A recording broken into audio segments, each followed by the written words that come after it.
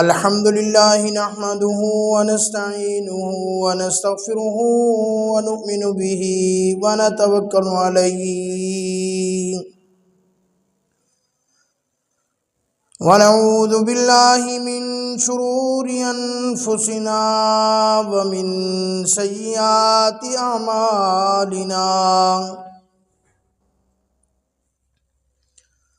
من يهده الله فلا مضل له ومن يضلله فلا هادي له ونشهد أن لا إله إلا الله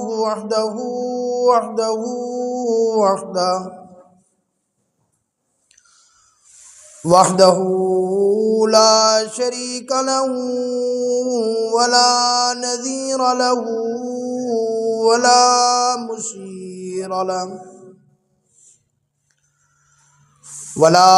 مشير له ولا معين له ولا مثل له ولا مثال له ونشهد أن سيدنا وسندنا وحبيبنا وشفيعنا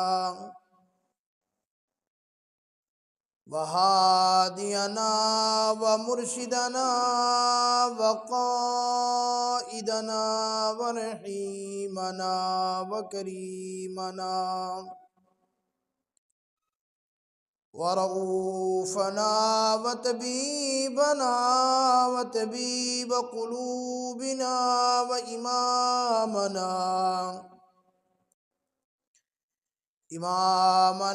وإمام الأنبياء وسيد الرسل وخاتم الأنبياء صلى الله تعالى على خير خلقه محمد وعلى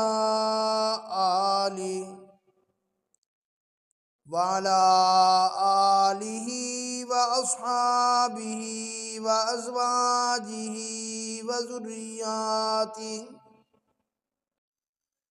وذرياته وبارك وسلم تسليما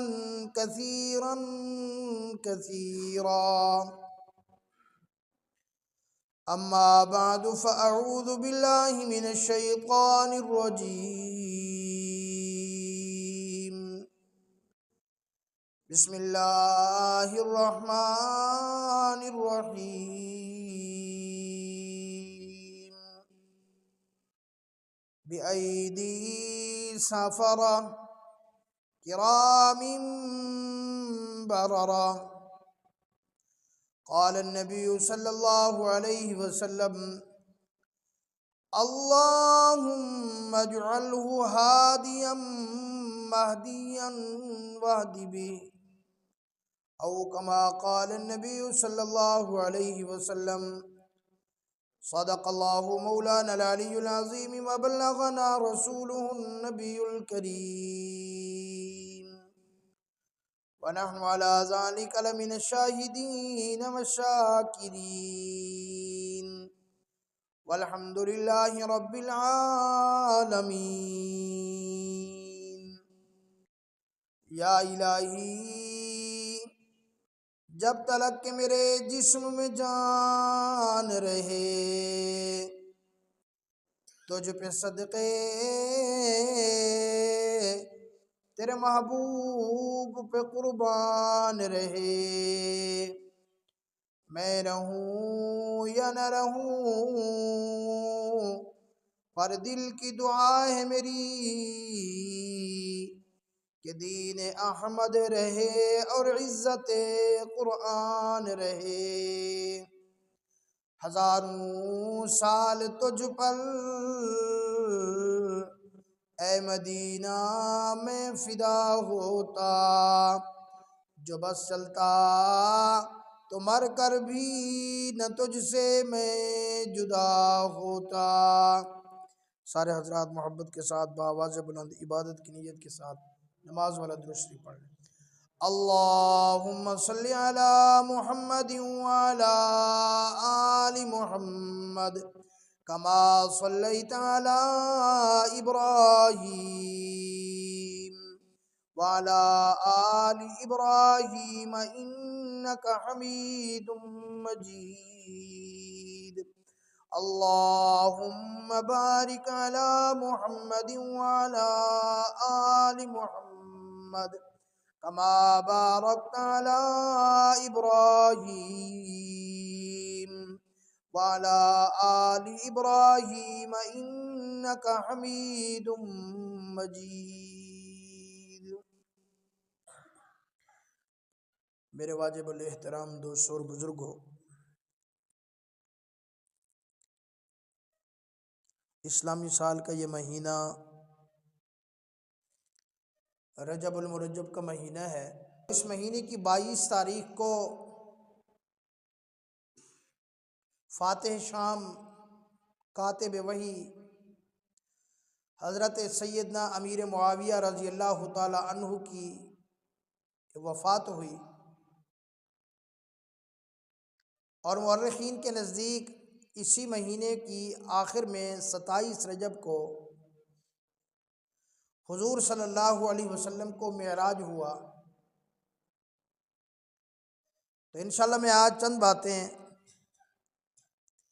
حضرت سیدنا امیر معاویہ رضی اللہ تعالیٰ عنہ کی شان، مقام اور مرتبے کے حوالے سے عرض کروں گا.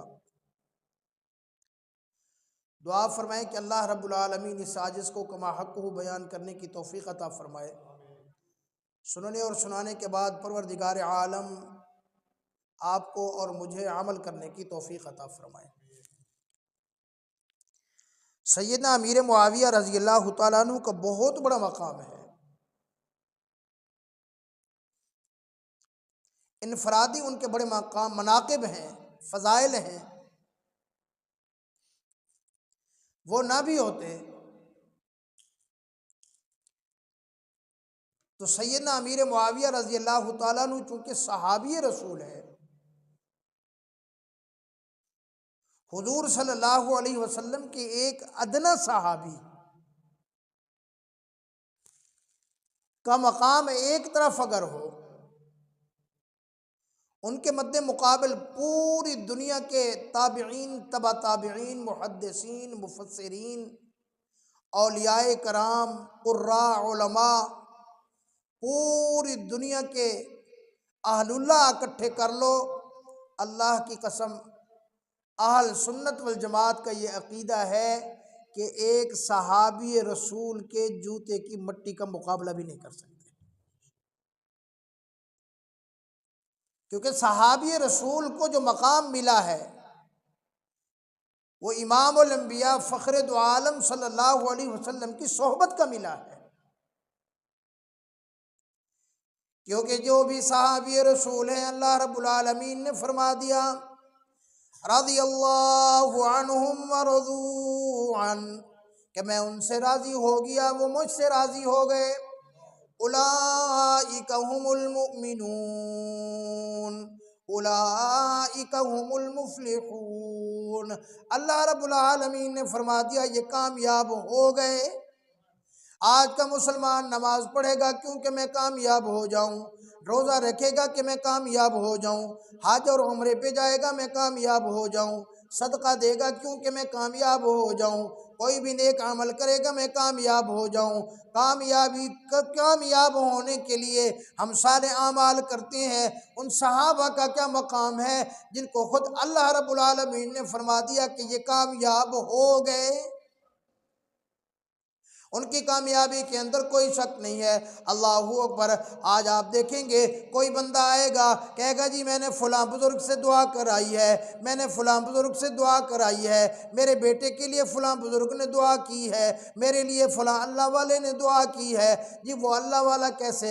اس نے کہا جی وہ تو حضرت پیر میاں علی شاہ کا صحبت یافتہ ہے، وہ تو حضرت سیال شریف کا صحبت یافتہ ہے، وہ تو دین پور شریف کا صحبت یافتہ ہے، وہ تو حضرت درخاصی کا صحبت صحبت یافتہ ہے، وہ تو حضرت لاہوری کا صحبت یافتہ ہے، وہ تو حضرت بخاری کا صحبت یافتہ ہے، اتنے بڑے اہل اللہ کی انہوں نے صحبت میں بیٹھے ہیں، وہ بھی بڑے اہل اللہ والے ہیں۔ آج انہوں نے میرے لیے دعا کی ہے، میرے بیٹے کے لیے دعا کی ہے، اللہ رب العالمین ان کی دعا کو قبول کریں گے، اللہ میرے اوپر بھی رحم کر دیں گے، اللہ میرے بیٹے کے اوپر بھی رحم کر دیں گے۔ اللہ کی قسم ہے، ہم بھی اولیاء اللہ کے احترام کے قائل ہیں، ہم بھی کہتے ہیں اولیاء اللہ کی اللہ دعا قبول کرتے ہیں، لیکن وہ دیکھو کہ جو امیر معاویہ رضی اللہ تعالیٰ عنہ نے امام الانبیاء صلی اللہ علیہ وسلم کی صحبت میں بیٹھے ہیں، امام الانبیاء صلی اللہ علیہ وسلم کے خادم رہے ہیں، امام الانبیاء صلی اللہ علیہ وسلم کے ساتھ منشی بن کے رہی ہیں،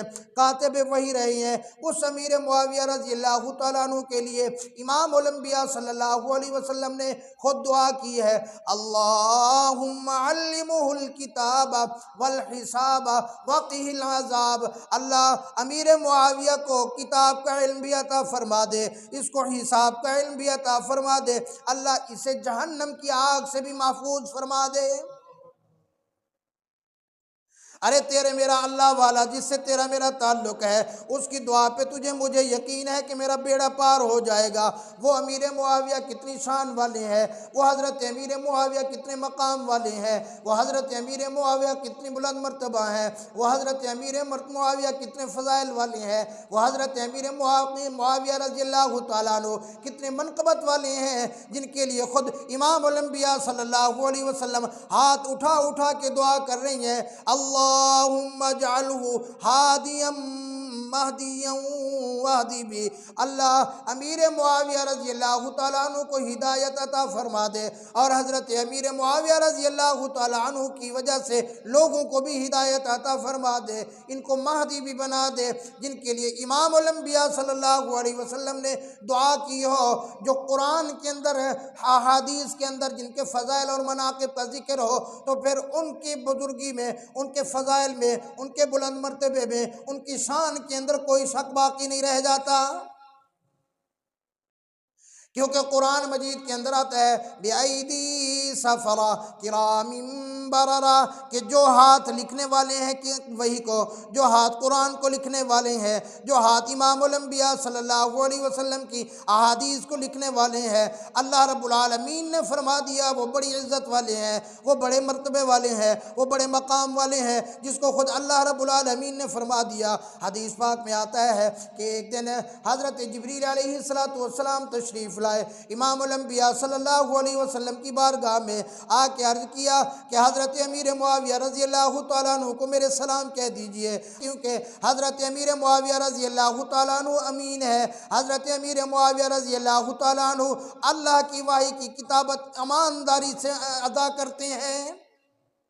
ارے جن کو حضرت جبریل امین کے سلام آئے، جو اللہ اور اس کے رسول کے منشی ہوں، جو اللہ اور اس کے رسول کے کاتب ہوں، آج اگر کوئی بندہ صدر کا منشی ہو، آج اگر کوئی بندہ وزیر اعظم کا منشی ہو، آج اگر کوئی بندہ وزیر اعلیٰ کا منشی ہو، کوئی گورنر کا منشی ہو، کوئی وزیر خزانہ کا منشی ہو، کوئی MNA کا منشی ہو، کوئی کسی MPA کا منشی ہو، تو وہ بڑی فخر سے کہتا ہے جی میں فلاں صدر صاحب کا منشی ہوں، میں MNA صاحب MPA صاحب کا منشی ہوں، میں فلاں وزیر صاحب کا منشی ہوں، میں چیف آف آرمی سٹاف کا منشی ہوں، میری بڑی عزت ہے، پنچایت میں بھی اس کی بات سنی جاتی ہے، تھانے پہ بھی اس کی بات سنی جاتی ہے، تحصیل میں بھی اس کی بات سنی جاتی ہے، لوگوں میں بھی اس کی بات سنی جاتی ہے، معاشرے میں بھی اس کی بات سنی جاتی ہے، کیونکہ اس کا اٹھنا بیٹھنا بڑے لوگوں کے ساتھ ہے، بڑے لوگ اس کا خیال کرتے ہیں، جو مقام والے لوگ ہیں وہ اس کا خیال کرتے ہیں، کرسی والے اس کا خیال کرتے ہیں، لہٰذا اس کی بات کو مانا جائے۔ ارے امام الانبیاء صلی اللہ علیہ وسلم اور اللہ رب العالمین کے جو منشی ہوں، حضرت امیر معاویہ رضی اللہ تعالیٰ عنہ جو اللہ کے بھی منشی، اللہ کے رسول کے بھی منشی، یہ بتاؤ کہ ان کا کتنا بڑا مقام ہوگا، فرشتوں کے ہاں ان کا بڑا مقام ہوگا، ارے صحابہ کے ہاں ان کا بڑا مقام ہے، تابعین کے ہاں ان کا بڑا مقام ہے، تبع تابعین کے ہاں ان کا بڑا مقام ہے، اہل اللہ کے ہاں ان کا بڑا مقام ہے۔ حضرت عبداللہ ابن مبارک رحمت اللہ علیہ کے پاس ایک آدمی آیا، آ کے پوچھنے لگا حضرت مجھے ایک بات بتائیے بتائیے کہ حضرت امیر معاویہ رضی اللہ تعالیٰ عنہ کا مقام اور مرتبہ زیادہ ہے یا حضرت عمر بن عبدالعزیز کا رحمۃ اللہ علیہ کا مقام اور مرتبہ زیادہ ہے؟ اللہ اکبر۔ حضرت عبداللہ ابن مبارک بہت بڑے محدث، فرمایا بیٹھ جا، بیٹھ گیا۔ اس نے کہا تو نے کیا پوچھا ہے، تو نے کیا بات کر دی ہے، تو نے کیا بات پوچھ لی ہے؟ حضرت امیر معاویہ رضی اللہ تعالیٰ عنہ صحابی رسول ہے، حضرت عمر بن عبدالعزیز کو یہ مقام حاصل نہیں ہے۔ حضرت امیر معاویہ رضی اللہ تعالیٰ عنہ اور ان کا مقام پوچھنا چاہتا ہے تو رب کعبہ کی قسم ہے میں تجھے بتاتا ہوں کہ حضرت امیر معاویہ رضی اللہ تعالیٰ عنہ جس گھوڑے پہ بیٹھ کر انہوں نے حضور صلی اللہ علیہ وسلم کے ساتھ جہاد کیا ہے، ان کے گھوڑے کے چلنے کی وجہ سے جو مٹی اڑی ہے اور وہ مٹی ان کے گھوڑے کے ناک کے اندر گئی ہے، اس گھوڑے کے ناک والی مٹی کا مقابلہ بھی حضرت عمر بن عبدالعزیز نہیں کر سکتے، کیونکہ ان کا مقام بھی بڑا ہے، ان کا مرتبہ بھی بڑا ہے، ان کی شان بھی بڑی ہے۔ آج لوگ کہہ دیتے ہیں جی فلاں تاریخ کے اندر لکھا ہوا ہے، ارے میں ایسی تاریخ پہ لعنت بھیجتا ہوں جو قرآن سے ٹکرائے، جو حدیث سے ٹکرائے، میں ایسی تاریخ کو ردی کی ٹوکری کے اندر ڈال دوں گا جو قرآن اور حدیث سے ٹکرائے۔ جس کا شان قرآن بھی بیان کرے، جس کا شان حدیث بھی بیان کرے، جس کا شان اللہ اور اس کے رسول بیان کریں، جس کا مقام حضرت جبریل امین بیان کرے، جس کا مقام جس کو آ کر حضرت جبریل امین سلام کرے، تم کیا دیکھو گے کہ اس کے مقابلے کے اندر کسی مورخ نے کیا لکھا ہے؟ اگر اس مورخ نے اسی حضرت امیر معاویہ رضی اللہ تعالیٰ عنہ کی شان کو کم کرنے کی کوشش کی ہے تو رب اکبر کی قسم وہ مورخ جہنمی ہو سکتا ہے، جنتی نہیں ہو سکتا۔ اللہ نے بہت بڑا مقام عطا فرمایا تھا، اور ایک جگہ امام الانبیاء صلی اللہ علیہ وسلم نے یہ دعا بھی کی ہے، اللہم علمہ الکتاب ومکنہ البلاد، اللہ میرے معاویہ کو علم بھی عطا فرما کتاب کا، اور انہیں دنیا کے اوپر حکمرانی کرنے کا بھی علم عطا فرما۔ بردباری کتنا؟ 66 لاکھ مربع میل کے حکمران، 66 لاکھ مربع میل کے بادشاہ، آدھی دنیا سے بھی زیادہ پر حکمرانی۔ اللہ اکبر۔ یہ شام کے اندر ان کا دارالسلطنت، دارالحکومت شام کے اندر، اور ان کی سرحد کے ساتھ روم کی سرحد لگتی تھی۔ بڑی توجہ سے میری بات سننا، روم کی سلطنت لگتی ہے۔ روم اس زمانے کے اندر بڑی سپر پاور کہلائی جاتی تھی۔ روم اس زمانے میں یوں سمجھ لو کہ آج کے زمانے میں جس طرح امریکہ کی حکومت کی بات مانی جاتی ہے، اس زمانے میں روم کی بھی بات اسی طرح مانی جاتی تھی۔ مسلمانوں کے درمیان اور روم کے درمیان جنگ بندی کا معاہدہ ہو گیا، بھائی اتنے عرصے تک ہم جنگ نہیں کریں گے، ہم کوئی بھی ایک دوسرے کے ساتھ لڑائی نہیں کریں گے۔ وہ وقت گزرتا گیا، حضرت امیر معاویہ رضی اللہ تعالیٰ عنہ کیونکہ بہت بڑے حکمران بھی تھے، بہت بڑے ذہین فطین بھی تھے، حضور صلی اللہ علیہ وسلم کے لیے ان کی دعائیں بھی تھیں، تو حضرت امیر معاویہ رضی اللہ تعالیٰ عنہ نے پیش بندی کی، پورے کے پورے اسلامی لشکر کو ساتھ لیا، جا کر روم کی سلطنت کے اوپر وہ تاریخ آنے سے پہلے اپنی فوجیں بٹھا دیں، کچھ فوجیں اپنے اس بارڈر سے آگے بھی بٹھا دیں۔ اللہ اکبر۔ جیسے ہی جنگ بندی کا ٹائم ختم ہوا، وہ معاہدہ کا دن ختم ہوا، تاریخ ختم ہوئی، تو حضرت امیر معاویہ رضی اللہ تعالیٰ عنہ نے اعلان فرما دیا، حضرت امیر معاویہ رضی اللہ تعالیٰ عنہ نے حکم کر دیا کہ چلو اسلامی لشکر کو جاؤ فتح کرو۔ وہ فتح کرتے جا رہی ہیں، علاقے کے علاقے فتح کر رہی ہیں، کیونکہ ان کی یہ ذہانت تھی، ان کی یہ حکمت عملی تھی کہ وہ تیار نہیں تھی رومی فوج، اور یہ تیار ہو کر آگے بڑھتے چلے گئے۔ اللہ اکبر۔ اچانک ایک دن حضرت امیر معاویہ رضی اللہ تعالیٰ عنہ نے دیکھا پیچھے سے ایک بہت بڑے گھوڑ سوار آ رہی ہیں، وہ ہاتھ ہلاتے آ رہی ہیں، وہ بلاتے ہوئے آ رہی ہیں۔ حضرت امیر معاویہ رضی اللہ تعالیٰ عنہ نے سارے کے سارے لشکر کو رکنے کا حکم دے دیا، سارے کے سارے لشکر کو فرمایا رک جاؤ، پتہ نہیں یہ بندہ کون آ رہا ہے، پتہ نہیں یہ امیر المومنین کو کوئی پیغام لے کے آ رہا ہے، یہ کون ہے جو روکنا چاہ رہا ہے۔ اللہ اکبر۔ حضرت امیر معاویہ رضی اللہ تعالیٰ عنہ رک گئے، وہ آدمی ساتھ قریب करीब आए तो देखा वो सहाबी रसूल हज़रत उमर इब्न अबसा रज़ी अल्लाह तआला अन्हु है।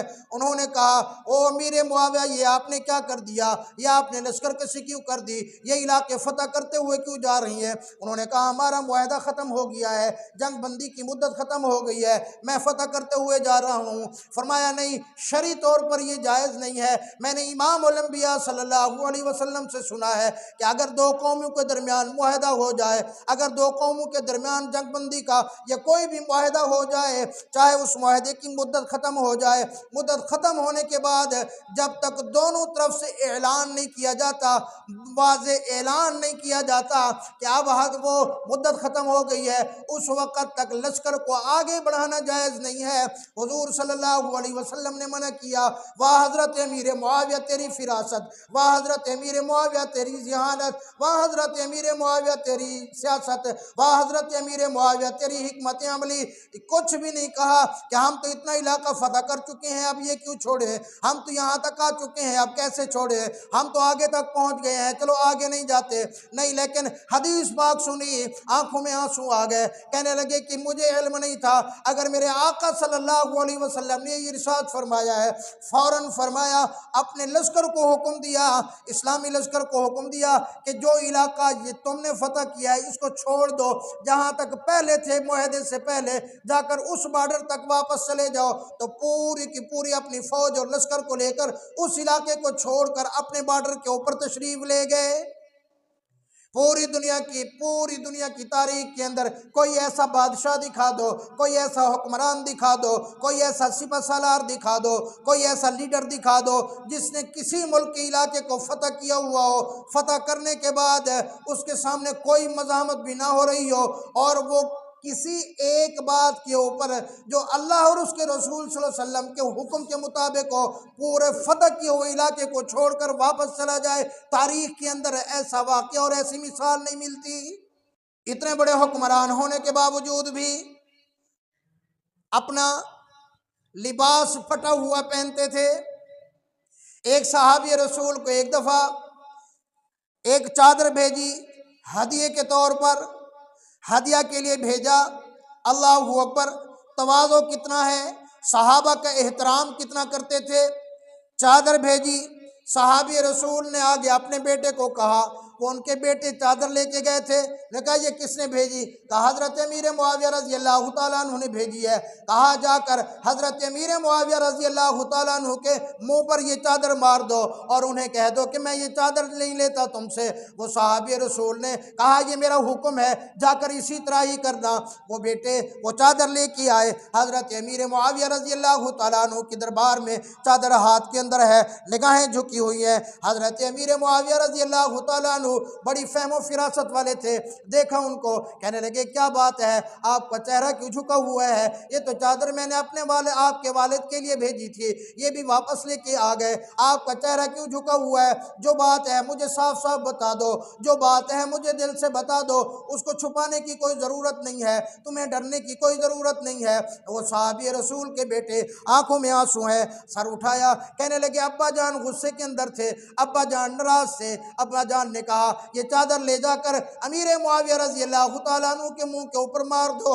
हज़रत अमीर मुआविया रज़ी अल्लाह तआला अन्हु ने फरमाया, आपके लिए ज़रूरी है अपने बाप का हुक्म मानो, वो मेरे लिए भी एहतराम वाले हैं, पता नहीं उनको क्या गलत फहमी हो गई है। इसी तरह कर अपने बाप का हुक्म मानते हुए ये चादर उठाकर मेरे मुंह के ऊपर मार दे।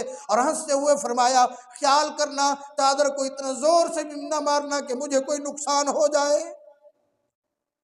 कहाँ लाओगे आज ऐसे हुक्मरान? कहाँ से लेके आओगे आज ऐसे बादशाह? कहाँ से लेके आओगे आज ऐसे लीडर? कहाँ से लेके आओगे आज ऐसी सियासत करने वाले? अल्लाहू अकबर। हज़रत अमीर मुआविया रज़ी अल्लाह तआला अन्हु गवर्नर रहे, शाम के 20 साल गवर्नर रहे।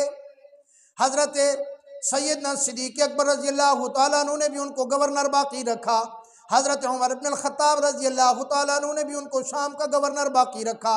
हालांकि हज़रत उमर इब्न ख़त्ताब रज़ी अल्लाह तआला अन्हु किसी को 3 साल से ज़्यादा एक इलाके में गवर्नर नहीं बनाते थे। वाहिद हज़रत अमीर मुआविया रज़ी अल्लाह तआला अन्हु थे जिनको उन्होंने नहीं हटाया। हज़रत उस्मान गनी रज़ी अल्लाह तआला अन्हु के ज़माने में भी ये शाम के गवर्नर थे। حضرت عمر بن الخطاب رضی اللہ تعالیٰ عنہ کا زمانہ ہے، کسی نے آ کر شکایت کر دی، کسی نے آ کر کہا کہ حضرت امیر معاویہ رضی اللہ تعالیٰ عنہ تو مدینہ منورہ کی خلافت کو بھول گئی ہیں۔ انہوں نے کہا وہ کیسے؟ انہوں نے کہا انہوں نے تو اپنے رہائش کے لیے بڑا محل بنا رکھا ہے، انہوں نے تو اپنے باہر دروازے کے اوپر، باہر گیٹ کے اوپر چوکیدار کھڑے کیے ہوئے ہیں، وہاں دربان کھڑے کیے ہوئے ہیں، وہ تو بڑی ٹھاٹ باٹ سے رہتے ہیں، وہ تو بڑا عالی شان رہتے ہیں، وہ تو بادشاہوں کی طرح رہتے ہیں۔ اللہ اکبر۔ حضرت عمر بن الخطاب رضی اللہ تعالیٰ عنہ، اللہ اکبر، آگے بھی تو حضرت عمر تھے، فرمایا بلاؤ معاویہ کو۔ وہ تو کہہ سکتے تھے حضرت سیدنا امیر معاویہ رضی اللہ تعالیٰ عنہ کو، کہا بلاؤ۔ حضرت امیر معاویہ رضی اللہ تعالیٰ عنہ کو بلایا گیا کہ آپ کو امیر المومنین نے بلایا، فوراً شام سے سفر کیا، مدینہ منورہ میں پہنچے۔